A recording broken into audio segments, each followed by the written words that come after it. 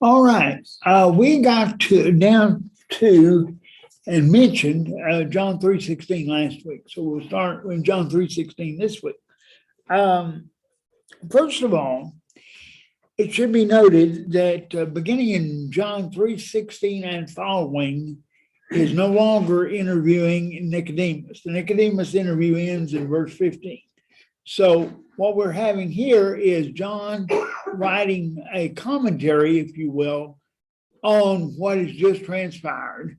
Now, again, I understand he's doing it by inspiration. I don't mean he suddenly just decided to go off on his own and write something, but it is a discussion or a commentary, whatever term you want to use, on what's taken place.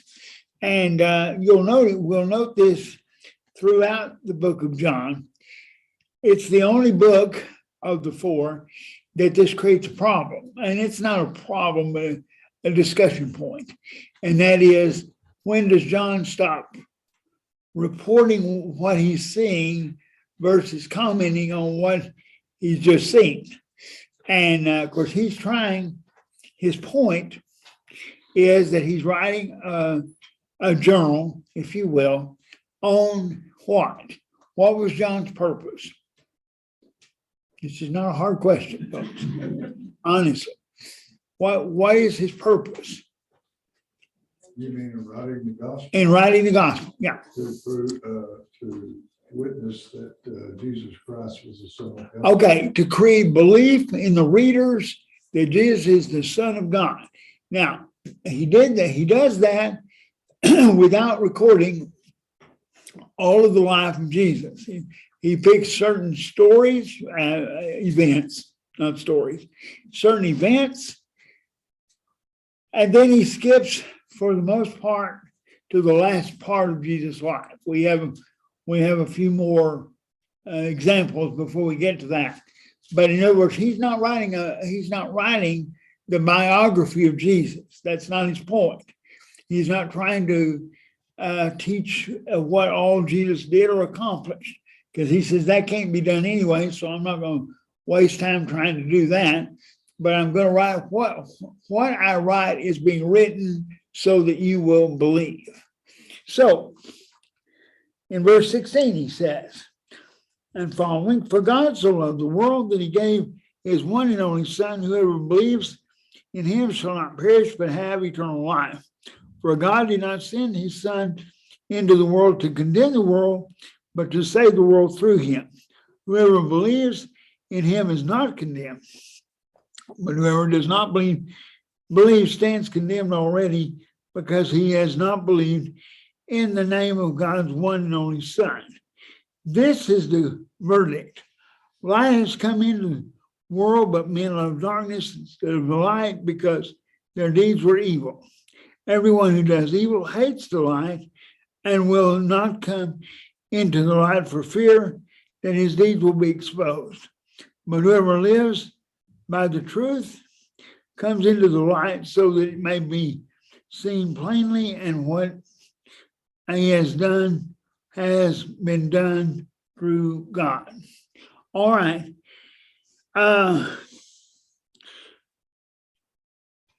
He starts off this commentary, if you will, by saying that God sent Jesus because he loved the world. He loved the people. He loved us. This verse is a synopsis, if you will, of the gospel. This is the gospel, but it's not a full, as we have mentioned before, it does not hit all the points of salvation. But it says that God loved the world. Why does God love the world? I don't know. I honestly don't know why. He would, but for whatever reason, I'm thankful he does, by the way. But he has no reason to love the world. It's not logical in one sense that he would love the world, because the world has done nothing but thumb their nose, if you will, at God since creation. We haven't, as a group, as a body of people, inhabitants of the world, we have not treated God well. We haven't obeyed God. We haven't done much anything of a positive nature toward God as a group. Individually, yes, of course. But as a group, no. The Jews, as a group, didn't obey God. They didn't follow God. They didn't love God. Were there individuals among the Jews who did? Yes. And for those individuals, I suppose that's enough to keep God ready and willing to try to work with us. But you see, from the very beginning, the man has drifted toward evil. And that is unfortunately the fact of life, that man drifts toward evil as opposed to drifting toward good. Good has to be obtained. It is a challenge for man to obey God and be good. It is much easier for man to drift from God and do evil.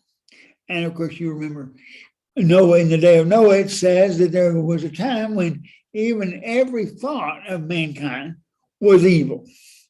Now I'm sorry, but that's even hard for me to imagine, because you'd think they'd have one good thought out there occasionally, just by rare chance, but apparently not, until you get to Noah. And Noah found grace from God, and God saw him as a good man, and we have the ark and following. But this has been the pattern. And yet God's love brings him to the point of being willing to sacrifice his son on our behalf. Now, understand that God, in his infinite wisdom, knew what man would do before he even created man. In other words, God wasn't sitting there going, I can't believe they're doing that. Can you believe they're doing that? I can't believe they're doing that. No, God knew before man was created what man would do. And yet he still created man. That's remarkable to me too. Knowing the outcome, why would you, but he loves the idea of people here glorifying him and obeying him and loving him and showing him love. And to that extent, he created man. In a sense, and it's a very poor comparison, I'm sorry I don't have a better one, but in a sense, it's sort of like having children, okay? If you knew all the trouble they were going to be, and all the issues that were going to come up, and all the negativity that would come, you'd wonder why you would ever want to go through that process. But as parents, and grandparents, why you did it. Because you still love your children. They still love and respected you. That was part of what you did it for. And God has much, I suppose, the same feeling toward us. And he's willing, as you were willing to sacrifice for your kids, he's willing to sacrifice for his. Now, did your kids earn the sacrifice you gave them? Question, did they even appreciate the sacrifice that you went through? Do they even know right now the sacrifice you went through? Probably not completely. They have some idea, particularly if they have their own kids by now. They have a better idea of what went on. But still, it's something like that, only much greater, that God had toward us, that he was willing to allow Christ to die on the cross on our behalf. Now, John says Jesus didn't come in to judge the world or to condemn the world. Well, God didn't have to send Christ at all. If God wanted man to be condemned, all he had to do was just let us alone. We would condemn ourselves. The idea that God is waiting for us to make a mistake so he can send us to hell, that's ridiculous, because we're going to make the mistakes. If that was his intent, if he was the kind of God that's waiting for us to mess up so he can send us to hell, that's a waste of time because we're that way anyway. The fact that he's willing to send Christ and apply grace and with the blood of Christ for us to be saved is the blessing that God brings us and gives us the value, as opposed to waiting for us to make a mistake. Illustration of that, if you've ever heard, I don't know that, I guess this is still discussed, but there was a time years ago, it was discussed even more, that policemen who went highway patrol, et cetera, were required to hand out so many tickets. And you know, they were waiting for you to make a mistake so they can hand out tickets. If you ever talk to any law enforcement officer at all, they will tell you immediately they never had to worry. They never had to worry about making a quota. The quota was made by 10 minutes after they got in the car because there were that many traffic violations going on that people didn't even realize were violations. So for them, for us to, for the citizenry to think that there's a quota out there and they're trying to make that quota by handing out that many tickets is really preposterous, because they can hand out that many tickets before coffee break time if that was their intent. But their intent is to try to keep us safe, so they don't stop every infraction they see, but they are more selective in trying to handle those that are more dangerous for the rest of the drivers on the street. So that's kind of what God, well, that's a poor example, I'm sure, but that's what God sees us. He doesn't have to wait for us to make a mistake. He's simply there trying to protect and forgive us for the mistakes that we're making. So what was Jesus? Why did Jesus come to the world and come here? To save mankind, not to condemn them, because condemnation would come anyway. It was Christ coming to the earth and making the sacrifice he did on the cross was designed for nothing more than to save mankind if we truly believe. Now, but we have a problem. John says that light came into the world and the world didn't accept it. Well, that's surprising. Here is salvation. Here is the way back. Here is what man's looking for. And instead of accepting what comes, man rejects it. Man doesn't, the sinful aspect of man doesn't want to be corrected, doesn't want to be in the light. As you well know, for obvious reasons, there are generally more crimes committed at night than in the daytime. We're getting to a point in this country where it doesn't matter anymore, but still, there's a sense of wanting to be hidden, and darkness hides things. And those who are trying to do evil or not wanting to be found out, and so they do what they do in the dark. Now, it's not always daylight and dark as we think of it outside. Sometimes it can be the darkness of a computer screen but for those of you who are aware of it, there is an evil aspect to the web, and it is called the what? The dark web. Amazing how they picked that term to describe the evil part of the internet. It's the dark net. Well, why is it dark? Because they don't want anybody seeing it, and finding out what's on it. God says that's the way man is. I send Christ into the world, and he brings light, and man rejects the light. He does not say, by the way, that man covered up the light, or stopped the light, or controlled the light. It just says they rejected it. It's there, but I don't want it. Thank you very much. Why is that? Because you cannot keep light. Darkness cannot defeat light. No matter how much you try to do, you can't do it. A light will always win. And so you can't just get rid of the light. The only thing you can do is ignore the light, which is exactly what man did when Christ came to the earth. Basically, he said, I'm not interested in that. Now, I'm going to stop here just a moment because I wanted to finish the thought from last week. But I want to share something with you, and you can do with this as you see fit.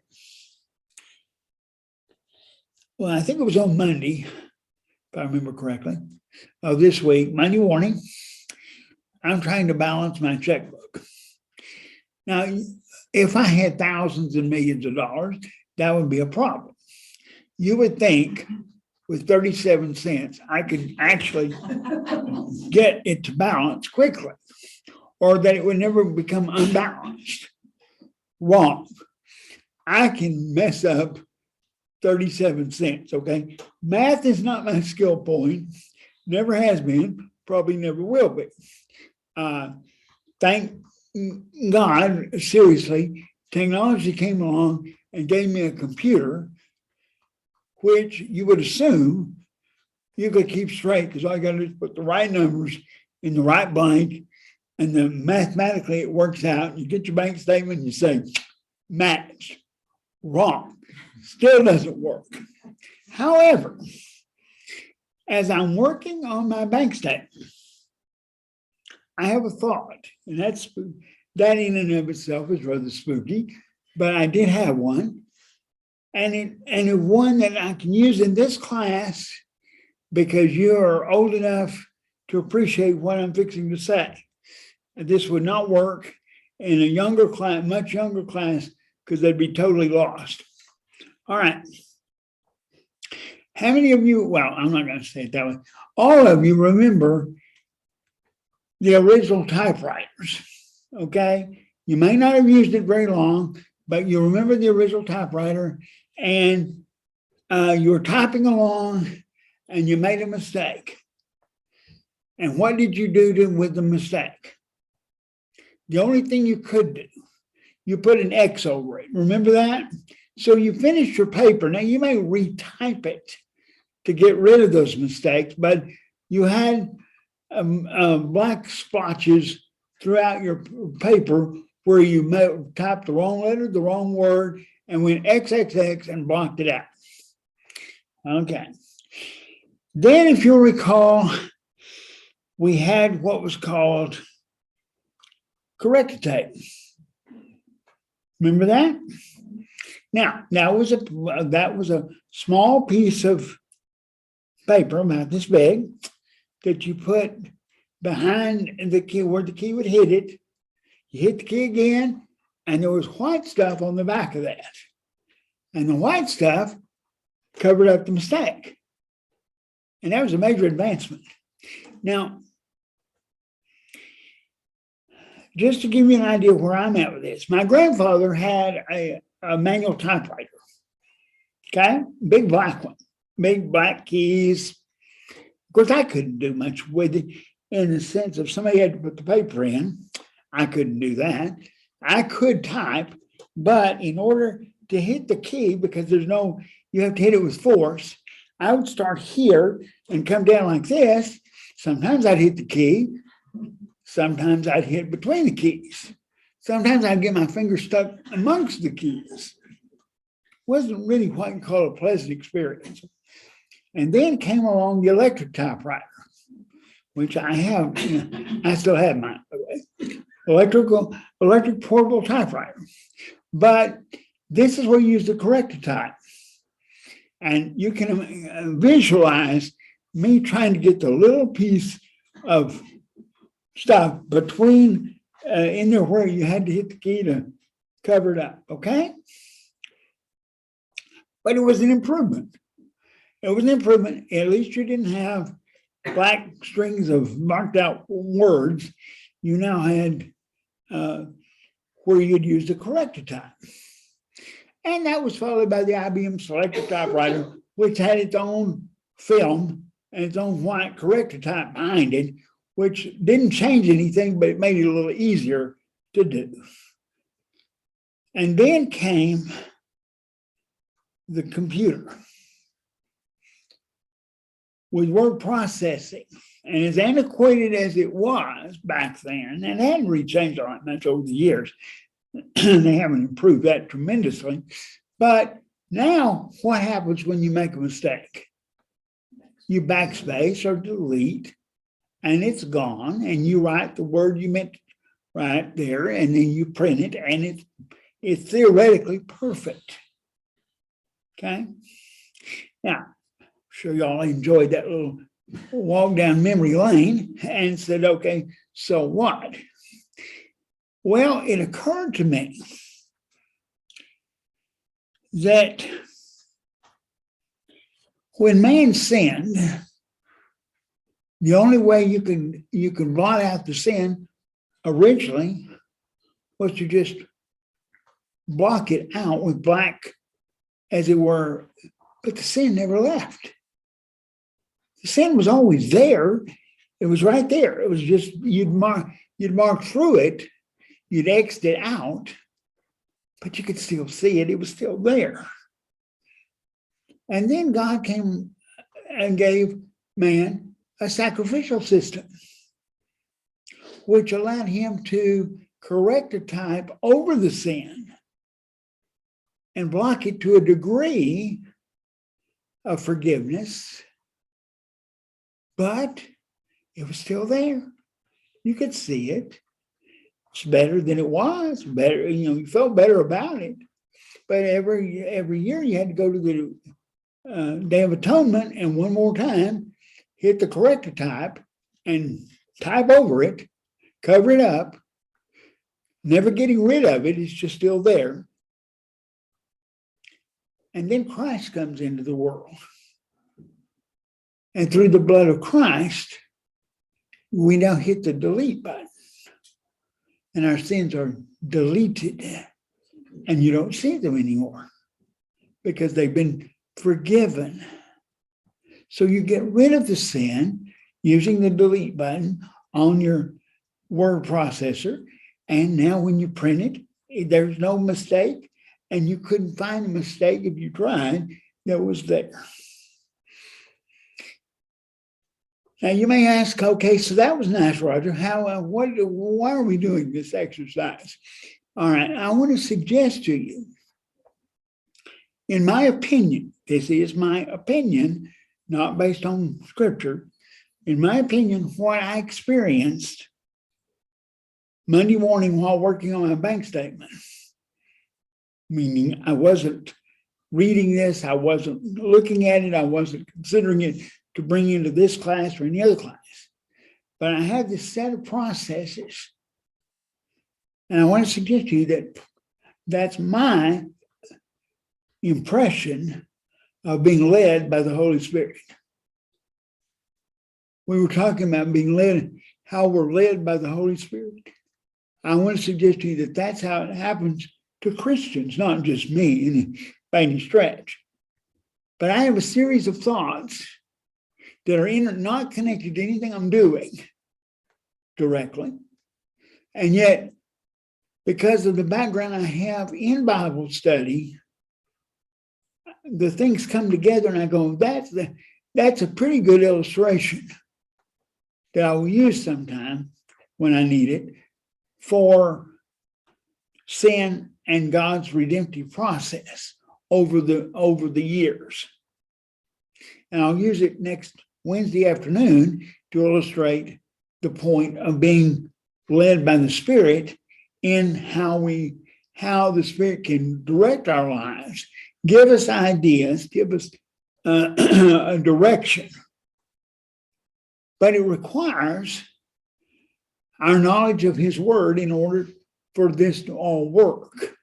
So again, I want to make sure you understand, I'm no way saying that the Holy Spirit and the Bible are one and the same.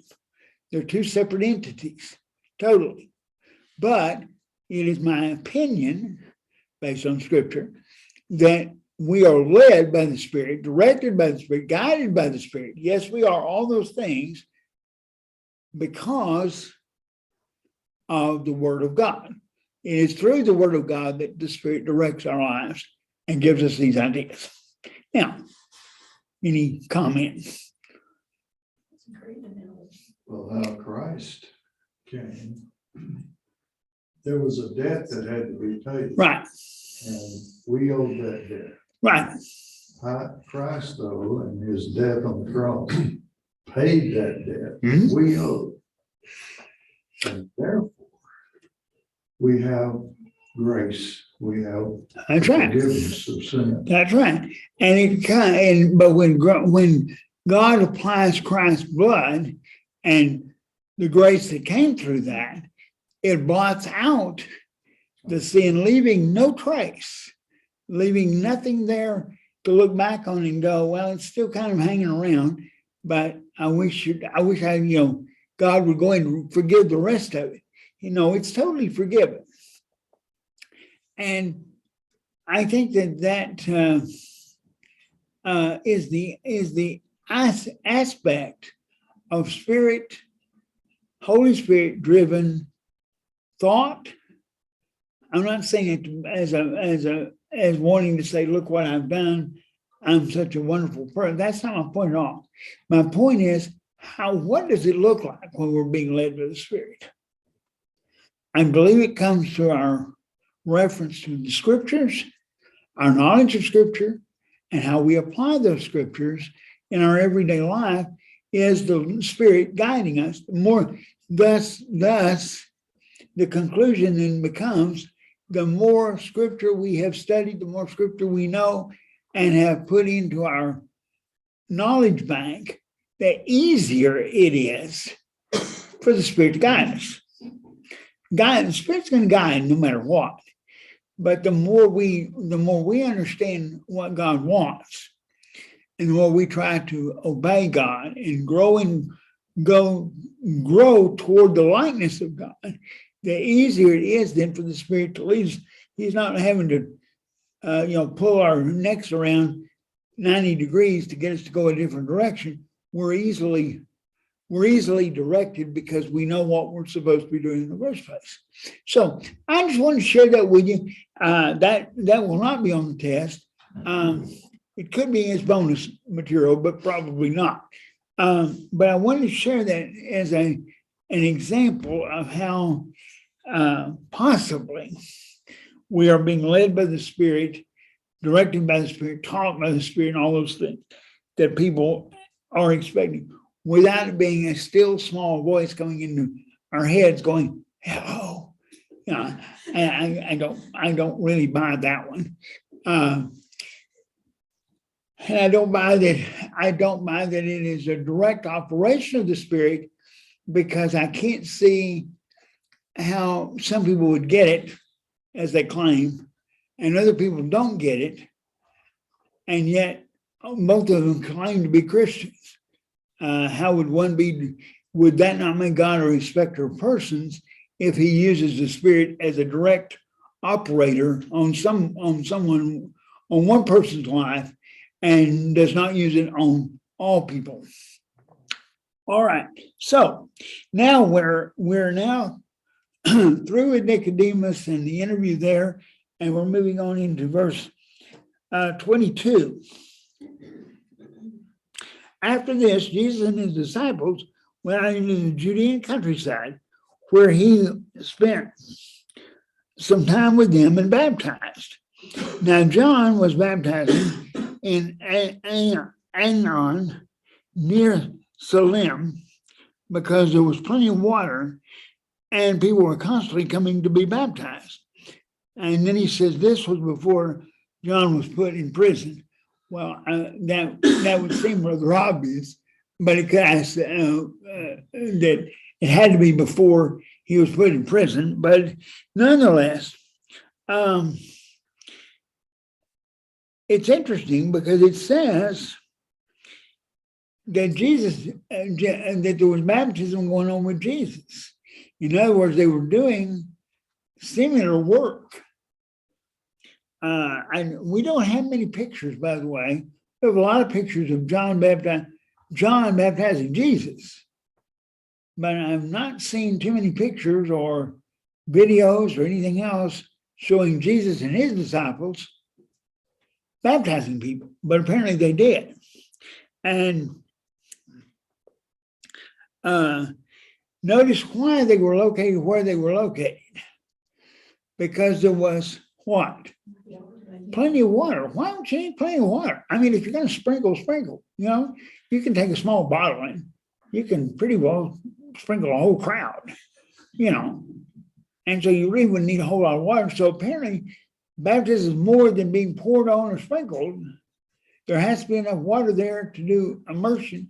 And if all your disciples, and we don't know how many there were, but if all your disciples are baptizing along with you, it takes quite a bit of water, space-wise, to get that many people baptized in a relatively short amount of time. It's just like I've often wondered what it must have looked like and where it took place. In Acts chapter 2, you have 3,000 people being baptized. How'd they do that? I mean, you know, logistically, where did they find enough water and where did they go? The Bible doesn't say. I don't know. I know they did, but it might give you a thought process to think through how that worked. I would also assume, though the Bible doesn't say, that as they baptized people, the people they baptized began baptizing other people. Because for 12 men, the apostles, on the day of Pentecost, to baptize 3,000 people would create some fairly long lines and a fairly large crowd waiting to be baptized. But if as men baptized other men, they began to then themselves do the baptizing,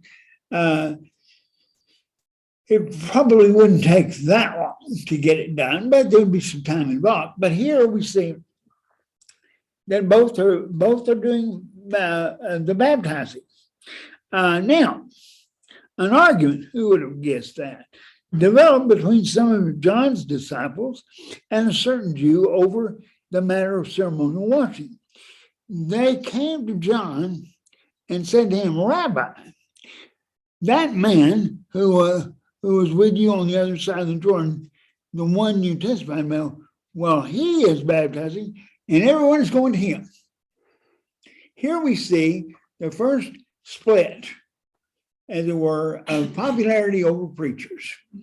You know, I mean, you got two preachers here, and you're losing your following, John, and you know who's doing it? It's that guy over there. He's doing the same thing you're doing, and he's getting a bigger crowd. Shouldn't we stop that? I mean, that's not right. Of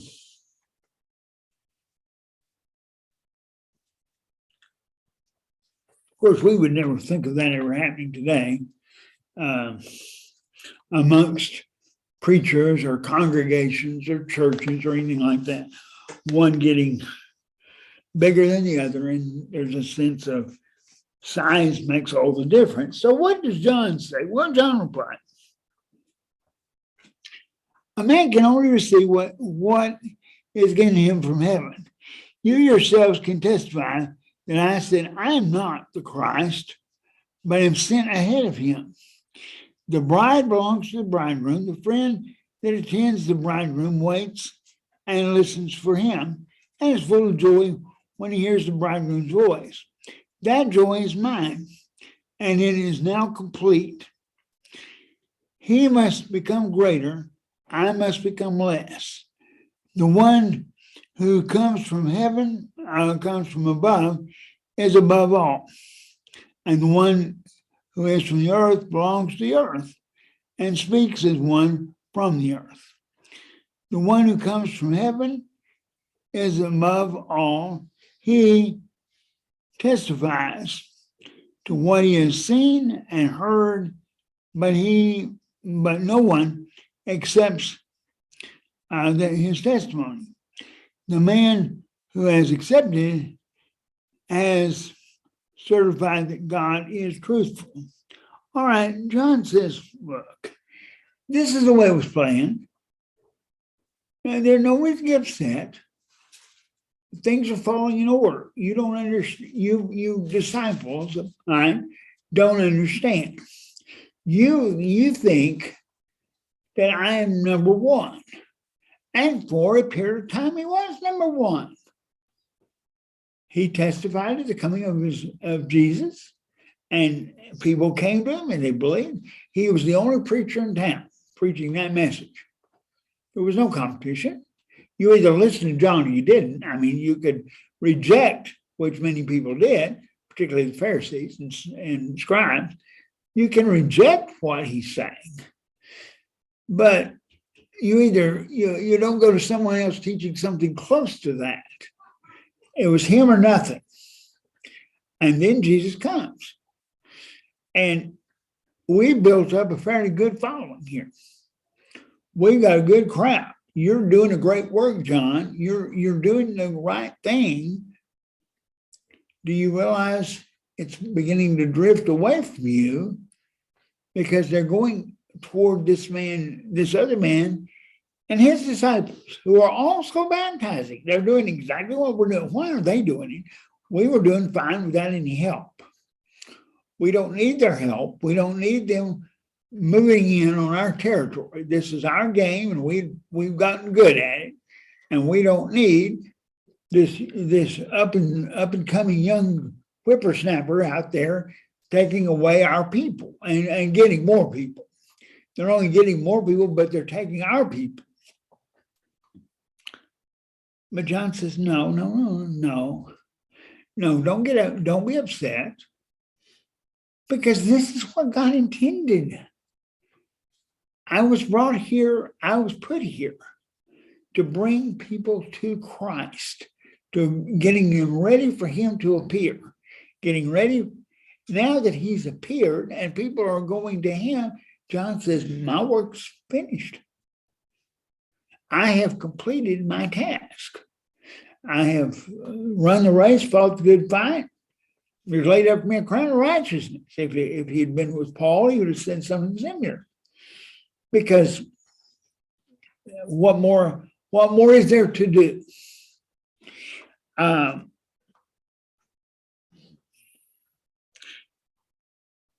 For the one whom God has sent speaks the words of God.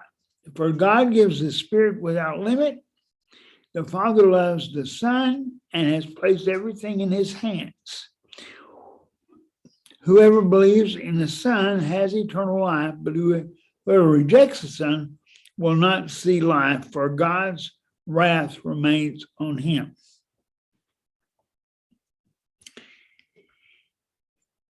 If you haven't caught on by now, this is a reoccurring theme that goes over and over and over and over, and that is that those who believe in Christ are going to be saved.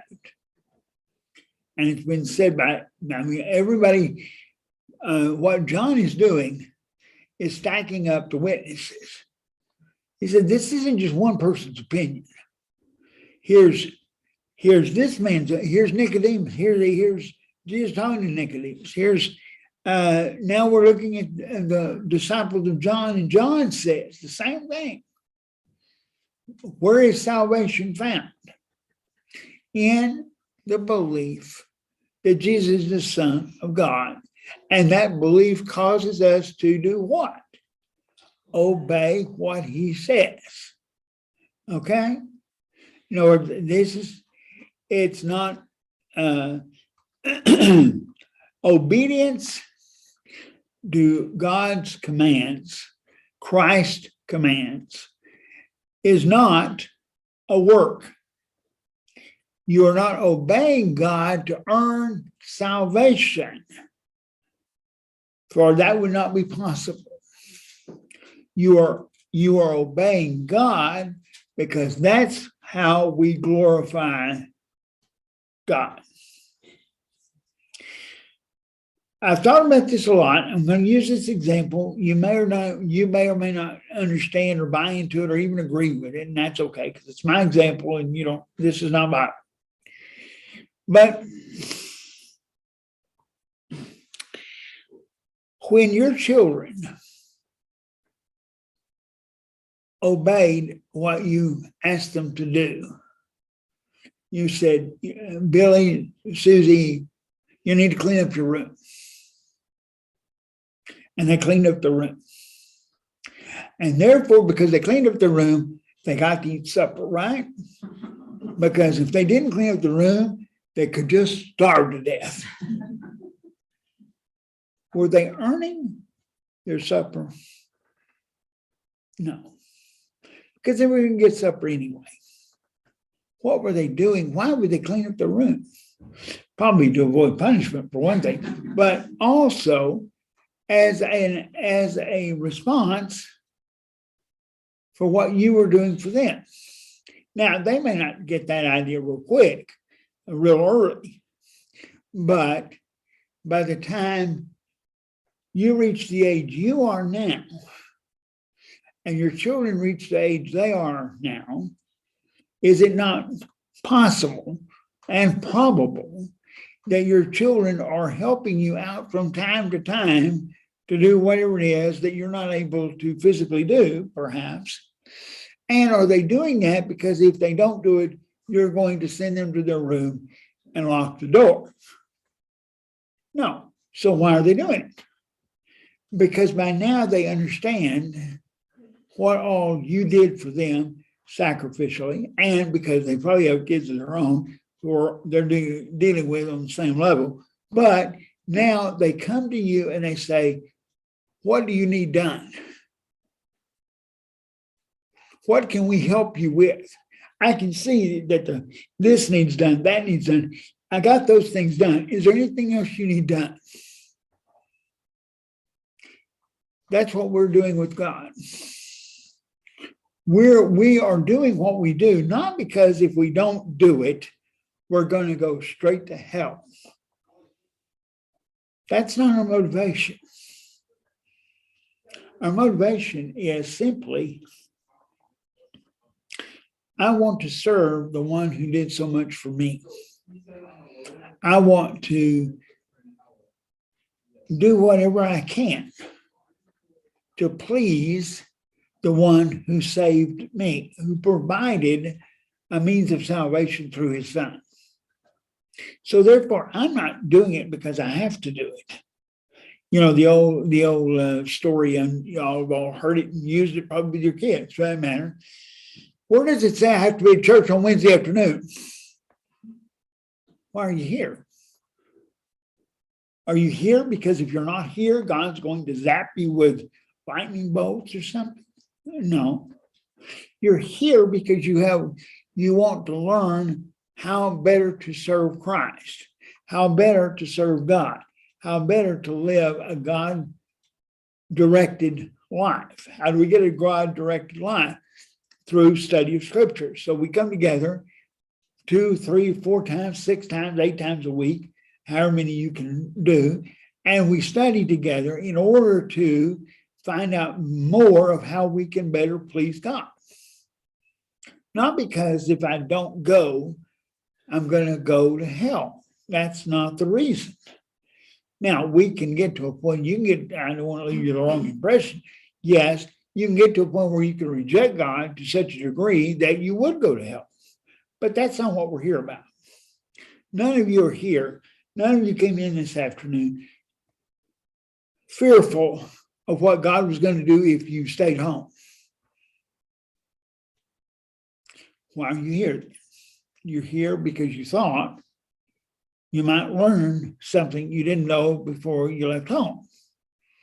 You may be disappointed at this point that you didn't learn something, but you at least made the attempt, and the only fault that you didn't learn was because your teacher didn't bring in information that you weren't aware of. But the idea wasn't because of fear of retribution from God.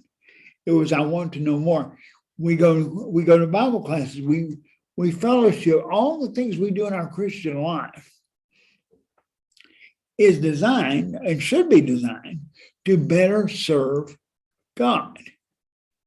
And no matter what it is, you get an education. Why did you get an education? So I could serve God better, or in a different way, or maybe I didn't get an education. Okay, fine, then you serve Him in other ways. It has been said that we as a society will divide up work as sacred and non-sacred work. What is sacred work? Well, that's the deal with God. What's not? Well, that's washing the dishes, or putting the dishes in the dishwasher, wash the clothes. No. All work is being done to the glory of God, and therefore all work, whatever it is that a Christian does, is sacred. We don't do any work that isn't sacred, because we're doing it. We get a paycheck, or we get the task done, but the real purpose of it was to glorify God. I appreciate your time, and next week, hopefully, we'll be through chapter 3, and we'll be shooting right into chapter 4. So we'll see you next week, and not next week, week after next, because we voted. You didn't raise your hand. How many of you want to come Wednesday night to hear? See, nobody raised their hand. How many of you would rather stay home? You can't see it, but hands went up all over the room. So we will dismiss for Thanksgiving, and I hope you have a very nice Thanksgiving, and we will see you in a couple of weeks.